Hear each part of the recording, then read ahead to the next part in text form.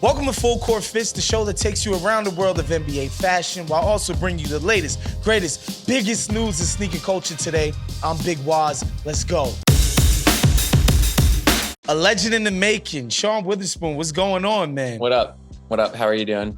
Thank you. I gotta say, I know your work from round two. When I first moved here to LA 5 years ago, I went to that store. These guys know what they're doing as far as curation of a boutique. And of course, people know your work from the collaborations that you've done with Nike and Adidas and a myriad of other brands. I wanna ask you about sneakers specifically. When would you say you caught the bug for sneakers? I guess my vehicle into sneakers was through skateboarding. So maybe around 2002-ish. Like, I was never into like collecting shoes, but I always had this thing where I loved the idea of skating a new shoe. I loved like finding out how a new shoe skated. I loved skating it from like dead stock to like thrashed. And so my kind of like addiction to shoes kind of came with just like wanting more skate shoes to skate. Then Nike came into the skate game. This was like 2004. So they were fresh. Like, it was SB's first year in the game. No one really was fucking with them too hard because we were like, what's this big corporate business doing coming into skateboarding? Skater culture is so standoffish. So I wasn't feeling it at first. Then I went to a skate shop in New Jersey and I tried on the brown pack highs. I liked them a lot, but I didn't think I could skate them because they were so narrow compared to everything else that I was rocking at the time. And so it just went to the back of my head, but I was like, this is a good shoe. And then I think like the year after that, Nike really paved their way in the skateboard culture, like in an organic way. So I kind of like just started moving into Nike, and man, from that moment on, because then you see other dudes collecting Nike. So like, check it. I would go to Nike outlet just looking for SBs. And the manager there knew when I walked in, he's like, yo, Sean's here. Bring him some dunks, bring him the dunks we got. Beautiful. Show him some SBs, One time I go in there and dude's like, man, like we don't have any SBs. He's like, I got some Jordans I think you'll fuck with. And I was like, okay. And I wasn't really like, I had never even really had a Jordan previous to this. He pulls them out the back, off the back wall box. So like they had the top cut off, Lightning 4s. Wow. And he was like, yo, we just got these Thunders and Lightnings in. He's like, they're $90. He's like, a little expensive, but I don't know if you want them.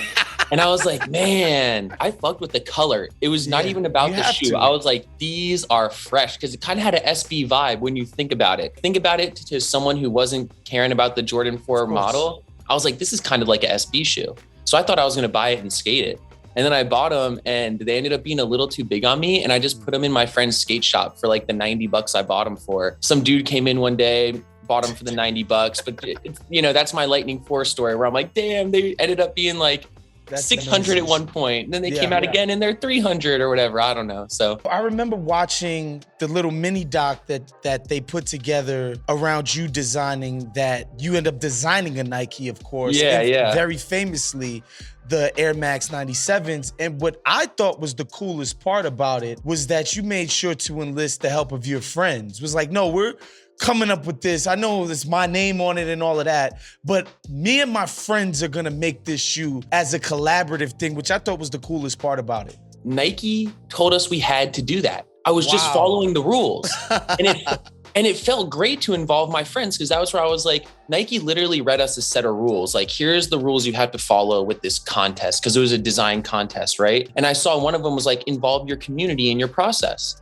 And I was like, dope. I was like, my community's fucking sick. I was like, I'm gonna hit up Nast. I'm gonna hit up Ben Baller, my homie Skate. I'm gonna hit up all my friends who have these different styles and opinions. I was like, we're gonna do the perfect shoe. I learned so much from my friends' opinions. And like, even Nast in that meeting was wearing a purple North Face. And that's why there's purple on that Air Max. That's amazing. It was a purple, and then he had a brown hat or something on. And we were all like, damn, Nast, like that brown and purple so fire together. We're like, throw it on the Air Max, The coolest part about it, of course, the sneaker kind of blows up. Not kinda, it does. It has like a trillion viral moments. I know the one for me that sticks out is Fat Joe wearing like yellow and like he with did the full fit? Yeah.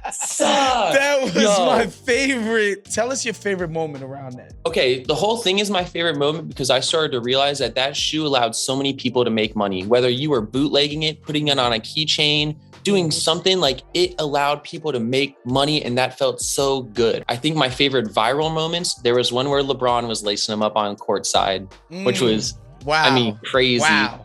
But dude, I'll be honest, Jadakiss Fab, Fat Joe, and Khaled. No one did it better than them. I'm talking full families, head to toe fits. It was fucking nuts. I went and looked up on these secondary markets. Your sneaker is like $1,200 right now, or even more than that sometimes for somebody to get their hands on it. And I think that's my least favorite thing about sneakers now, how like undemocratic it is. What do you think about this? How do you get your shit into normal people's hands? Like people who can't pay $1,500 for one pair of shoes. That Nike shoe, like we thought that we made enough of those for it to not have a high resale price. I pushed Nike to make as many as they could, and it just turned out really popping off. But yo, I've released like 7 different shoes with Adidas, and they are all available for retail price. Same colors, similar materials. It's a vegan plant-based shoe. People get a little weird about like, oh, it's not Nike, but I think people are they're in that weird thing where they're just like infatuated with Nike and they don't realize, because I'll see people comment like, man, I wish I could own something of yours. And I'm like, well, it's not hard. There's like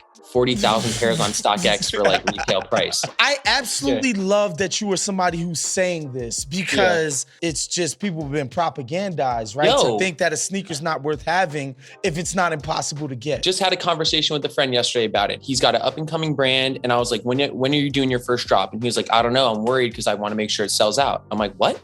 I'm like, why are we like that now? Think of the biggest brands, Ralph Lauren, Lacoste, Gucci, things like that. You have been, since the beginning of time, able to walk in their stores and buy any of their product at retail. In fact, shit sits in Ralph Lauren stores so long, it goes on fucking 70% off clearance. When did it turn into a thing where brands had to sell out? Because all the most successful brands in the world just put product out, create a platform, give people the opportunity to buy it. And that's how we move on. And you know what's the most beautiful thing I've ever experienced? If your shoe sells out, you get a bunch of love that day, and you get a bunch of hate that day. If your shoe doesn't sell out, you get trickle love constantly. All my shoes that are in Adidas stores, every day I go on Instagram, I have another 100 people that are finding that shoe in the store, posting about it, finding out about me. It might be in India, it might be in South Africa, it might be in Morocco. That is actually growing my global presence more than if my shoe were to sell out. It's important for somebody like you to say this, because at the end of the day, like, you're important in the culture in a way that that matters. I would be remiss if I didn't bring up this one thing, because you did go viral around the time that Jordan and Dior put out that sneaker. Oh yeah. And you interviewed the Dior dude. Yeah, and you're talking about the feel of the shoe and the this and this and that. Yeah. And I'm talking to you right now, Sean, and I'm like, you know what? This guy's a really sweet guy.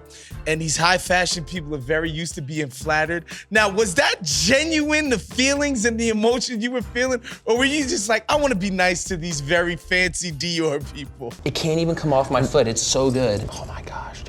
Tebow is a good ass friend of mine, and him and Kim actually, like, they let me see behind the curtain on that Jordan Dior project before anyone knew. And so it felt special to me because, like, I was holding this secret when the whole world had no idea. And people kept posting pictures of what they thought the Dior thing was going to be. And in my head, I'm like, wrong. And I never had seen him in person yet, right?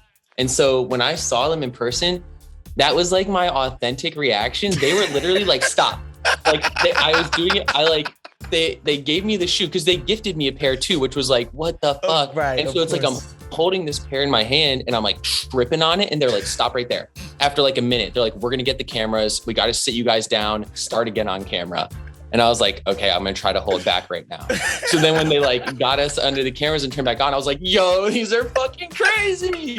Like, what? When you're looking at a Jordan 1, it's got the raw edges and things like that. This one has painted edges like a fucking Dior bag, dude. Yeah. It's just so on point how they did it. It's nuts, man. Like, I can't stress that enough. I worked with Nike Sportswear. I've been in the Jordan offices. You know what I mean? I know how tough it is to push a lot of shit through. These dudes pushed through some things that, like, I'm like, yes, you put in the time. Battled with Jordan Brand to get this out, and I love that, you know? I'm not gonna lie. I watched that video very skeptically. I'm like, Jesus, like, the hype machine behind the shoe is enough. We don't need Sean Wotherspoon geeking out over a pair of kicks. Just like, stop it. But it sounds like you were genuinely moved by it. I geek. This is me. This is who I am. This is why brands invite me to shit. I'll go crazy if I like something. You know what I mean? I want to show it. I want, like, someone to feel proud about what they created. Crazy. So knowing this, The people heard it here first on Yeah, Full yeah. Court Fit. Sean Wotherspoon was not fronting when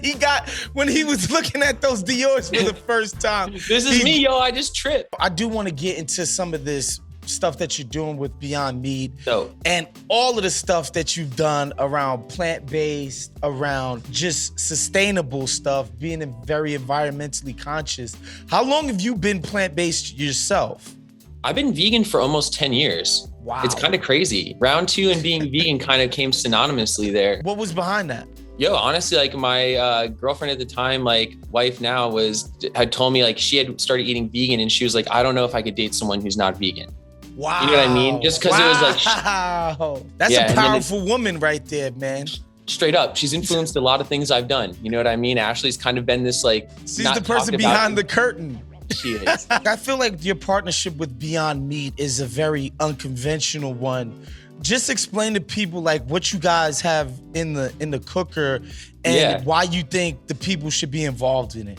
Yeah, so I think that people should be involved in it first because I think everyone's noticed like our world is mixing together like crazy right now. If you're into music, you're into cars, you're into sports, you're into art, it's one big thing. Very if you're into music, intersectional. and I see Beyond as being a huge part of this circle because they actually meet a few different points of it. They do have apparel. They do have, vegan, plant-based, food and things like that. And I think that they're in a lot of places that my crowd is shopping. You know what I mean? Like a lot of the restaurants that we eat at, things like that. Beyond needs to be on this loop.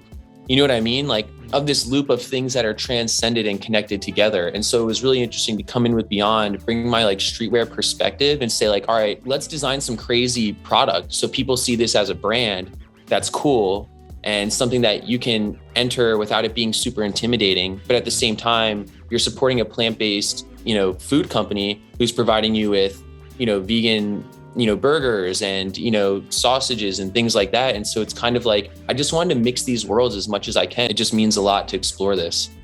I think people should be really excited. You got some celebrity dinners. I love it. You heard it here first. Sean Wotherspoon, Full Court Fits, ringer.com. We out of here. Thank you. All right, that was our show for today. Make sure you subscribe to the Ringers YouTube page. Make sure you're hitting that notification bell so that you're getting Full Court Fits every single Friday afternoon. We're out of here. We'll see you next week. Peace.